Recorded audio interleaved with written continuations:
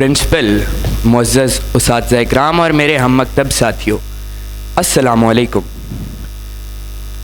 जैसा कि आप सभी लोग जानते हैं कि गुज़श्ता कुछ अरसे से हमारी सबाही इज्तिमाआत राउंड स्क्वायर के आइडियल्स के तहत मुनक्कद की जा रही हैं। हमारी आज की गुजारिशात भी राउंड स्क्वायर के आइडियल माहौलियात के तहत हैं। हमारी आज की गुफ्तगू अल्लामा मोहम्मद इकबाल की शायरी और इसमें माहौलियाती अनासर पर मुश्तमिल है। हमारी गुफ्तगू की तरतीब कुछ यूँ होगी। माहौल क्या है? माहौल क्यों ज़रूरी है? अल्लामा मोहम्मद इकबाल की शायरी में माहौलियाती अनासर, माहौल को क्या ख़तरात दरपेश हैं और इन ख़तरात से निपटने के लिए बहसीयत तालिब इल्म हमारी क्या ज़िम्मेदारियाँ हो सकती हैं। तो आइए शुरू करते हैं। माहौल क्या है? इस्तिलाहन माहौल से मुराद वो हालात हैं जिनमें कोई जानदार शय या निज़ाम ज़िंदगी गुजारने की सही करता है। इसमें हर वो चीज़ शामिल है जो इसके इर्द गिर्द मौजूद होती है और इसकी ज़िंदगी को मुतासिर करती है। माहौल कुदरती हो सकता है, जैसे कि ज़मीं का माहौलियाती निज़ाम जिसमें दरिया, पहाड़, समुंदर, जंगलात वगैरह शामिल हैं। ये इंसानी साख्ता भी हो सकता है, जैसे बुलंद इमारतें, शहर और इनमें मौजूद सहूलियात की तमाम अशिया। वसी तर मानों में माहौल में समाजी, सकाफती और इक्तसादी अवामिल भी शामिल हैं जो इनफराद, बरादरियों और माशरों की ज़िंदगियों को मुतासिर कर सकते हैं। मजमूई तौर पर माहौल का तसव्वुर कसीर जहती है और इसमें वो तमाम अवामिल शामिल हैं जो जानदारों के वजूद और उन निज़ामों का जिनका वो हिस्सा हैं मुतासिर करते हैं। हमारा ज़मीन का माहौलियाती निज़ाम 4 बुनियादी अनासर पर मुश्तमिल है। कुराए बाद यानी एटमॉस्फेयर, कुराए जमादात यानी लिथोस्फेयर, कुराए आब यानी हाइड्रोस्फेयर और कुराए हयात यानी बायोस्फेयर। कुराए हयात को सबसे बड़ा माहौलियाती निज़ाम यानी इकोसिस्टम कहा जाता है।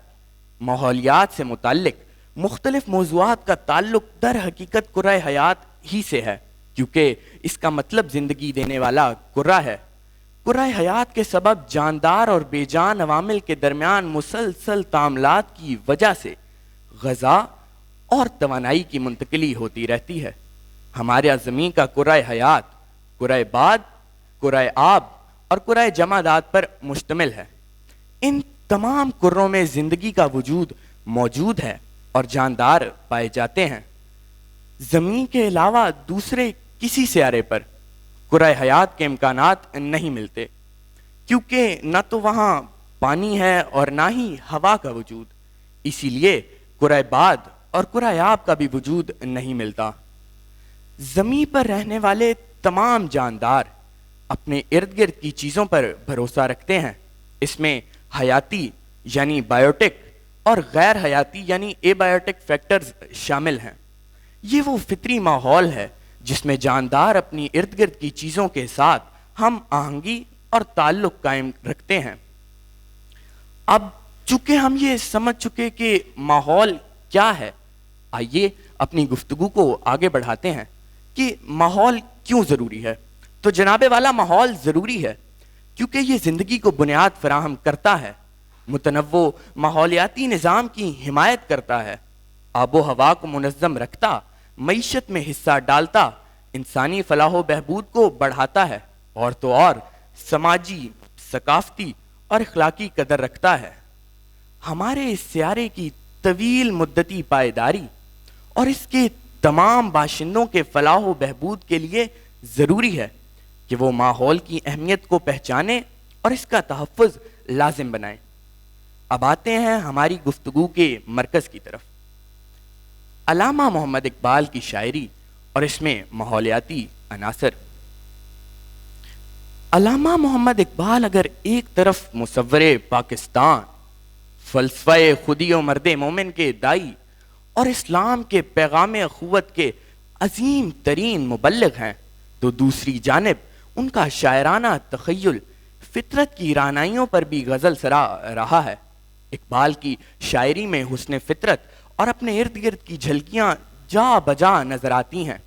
کبھی وہ ہمالیہ کے سلسلہ ہائے کوہ میں خیمہ زن کالی گھٹاؤں کو داد دیتے دکھائی دیتے ہیں، تو کبھی بلند پہاڑوں سے بہتی ندیوں کی گنگناہٹ اپنے کاری تک پہنچاتے ہیں، تو کبھی دنیا کی محفلوں سے اکتا کر دامنے کوہ میں ایک چھوٹا سا جھونپڑا بنانے کی آرزو کرتے ہیں۔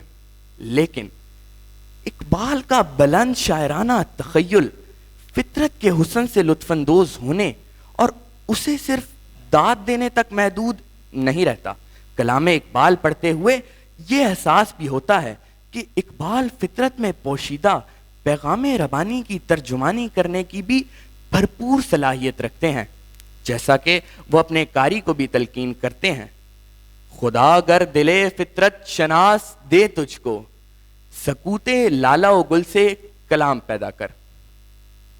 فلسفہ اقبال کو سمجھنے کی جستجو کرنے والا ہر شخص اس بات کو محسوس کیے بغیر نہیں رہ سکتا کہ اقبال خالصتاً شاعرانہ انداز میں فطرت کی رعنائیاں تو اپنے قاری کو دکھا ہی دیتے ہیں، لیکن وہ فطرت کی زبان بن کر اس کا اصل پیغام بھی انسانوں تک پہنچانے میں کسی سے کم نہیں۔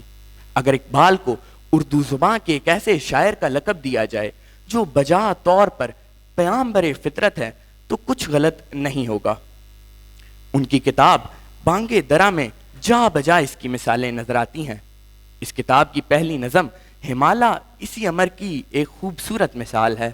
اقبال فرماتے ہیں: اے ہمالا اے فصیلے کشور ہندوستان، چومتا ہے تیری پیشانی کو جھک کر آسماں۔ اس نسبتاً طویل نظم کا ایک اور شعر سنانا برمحل ہوگا جس میں شاعر اقبال کا دل فطرت کی گنگناہٹوں کو سن کر جھوم اٹھتا ہے۔ اقبال فرماتے ہیں: آتی ہے ندی فراز کوہ سے گاتی ہوئی، کوثر و تسنیم کی موجوں کو شرماتی ہوئی۔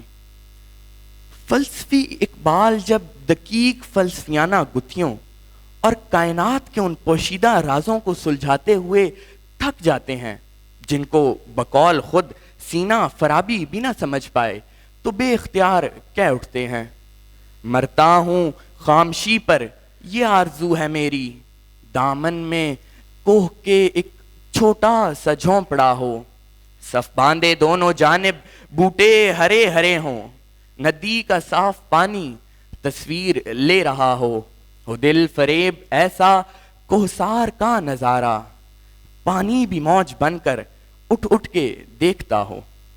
اب آتے ہیں ہماری گفتگو کے اگلے حصے پر کہ ماحول کو کیا خطرات درپیش ہیں۔ علامہ ماحولیاتی، سماجی اور معاشی سرگرمیوں کے عواقب سے بخوبی آگاہ تھے، اور وہ جب بھی تہذیب کے مٹنے کا تذکرہ کرتے تو وہ تمام عوامل ان کی نگاہ دوربین سے اوجھل نہ تھے جو تہذیبوں کو نیست و نابود کر دیتے ہیں۔ سائنس کی روز افزوں ترقی پہ نازاں خود آج اس دیو کے بے قابو ہونے پر ملول ہیں۔ سائنس اور ٹیکنالوجی نے اگر ایک طرف ہمارے لیے آسانیوں کی راہ ہموار کی ہے تو دوسری جانب اس کے مضر اثرات بھی ہیں۔ چند چشم کشا حقائق آپ کی نظر ہیں۔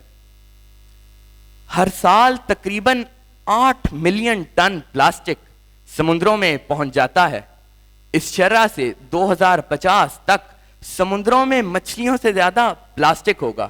WHO کی ایک اور تحقیق کے مطابق فضائی آلودگی ہر سال تقریباً 7 ملین قبل از وقت اموات کی ذمہ دار ہے۔ یونیسیف کے مطابق ہر 3 میں سے 1 فرد صاف پانی کی رسائی سے محروم ہے۔ IIPCC کے مطابق مالدیپ بحر ہند کا ایک جزیرہ ہے جو اس صدی کے آخر تک مکمل طور پر پانی میں ڈوب جائے گا۔ پاکستان کی فیکس پانی کی دستیابی میں گزشتہ برسوں خاصی کمی آئی ہے۔ 1951 میں پاکستان کی فیکس پانی کی دستیابی 5260 کیوبک میٹر تھی، جو اب کم ہو کر صرف 1000 کیوبک میٹر رہ گئی ہے۔ پاکیپا کے مطابق پاکستان کے بڑے شہر جیسے کراچی اور لاہور میں فضائی آلودگی بہت بڑھ چکی ہے۔ ان شہروں میں ایئر کوالٹی انڈیکس خطرناک سطح تک پہنچ چکا ہے۔ گلوبل فارسٹ واچ کی ایک اور رپورٹ کے مطابق پاکستان نے صرف 2020 ہی کے اندر 32,000 ہیکٹر جنگلات کا رقبہ گوا دیا ہے۔ ورلڈ بینک کی ایک تحقیق کے مطابق اگر گرمی کا موجودہ رجحان رہا تو پاکستان 2050 تک اپنے 50% گلیشیئرز گوا دے گا۔ بحیثیت طالب علم ہماری اس حوالے سے ذمہ داریاں، جناب والا، ہمارے کالج کے ارد گرد پہاڑوں کی کٹائی، سامنے جی ٹی روڈ پر دھول، دھوئیں اور گرد کے بادل، اور رقبی ندی میں زہریلا مادہ بہہ رہا ہے، یہ بہت سنگین مسائل ہیں۔ بحیثیت طالب علم ہماری اس حوالے سے کیا ذمہ داریاں ہو سکتی ہیں؟ اہم سوال ہے۔ احمد فراز نے فرمایا تھا، شکوہ ظلمت شب سے تو کہیں بہتر تھا، اپنے حصے کی کوئی شمع جلاتے جاتے، تو اپنے حصے کی شمع جلانے کے لیے کیا کرنا ہوگا؟ آگاہی پیدا کرنی ہوگی، آگاہی حکام بالا میں، آگاہی عوام الناس میں، آگاہی طلباء میں، اور آگاہی ہر شعبے سے وابستہ افراد میں۔ ہم حسن ابدال شہر کے اندر ایک آگاہی مارچ کرا سکتے ہیں، اور اسلام آباد بھی جایا جا سکتا ہے۔ زیادہ کچھ نہیں تو کالج کی 4 دیواری کے اندر ہی اسپیس ویک کے طرز پر ہفتہ تحفظ ماحولیات منایا جا سکتا ہے۔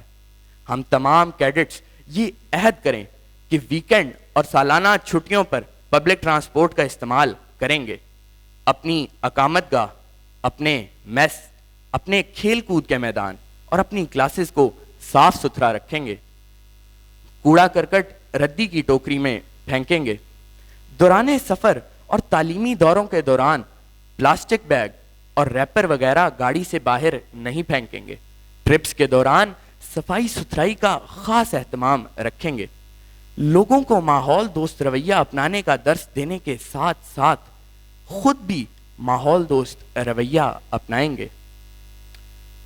اقبال نے اس حسین و جمیل فطرت کو جا بجا مصور کیا ہے، یہ ہماری بقا کا ضامن اور آئندہ آنے والی نسلوں کے لیے اشد ضروری ہے، کیونکہ فطرت کی بقا ہی میں ہماری بقا ہے۔ اقبال فرماتے ہیں، ہے دل کے لیے موت مشینوں کی حکومت، احساس مروت کو کچل دیتے ہیں آلات، احساس مروت کو کچل دیتے ہیں آلات۔ آپ سب کی سماعتوں کا بے حد شکریہ۔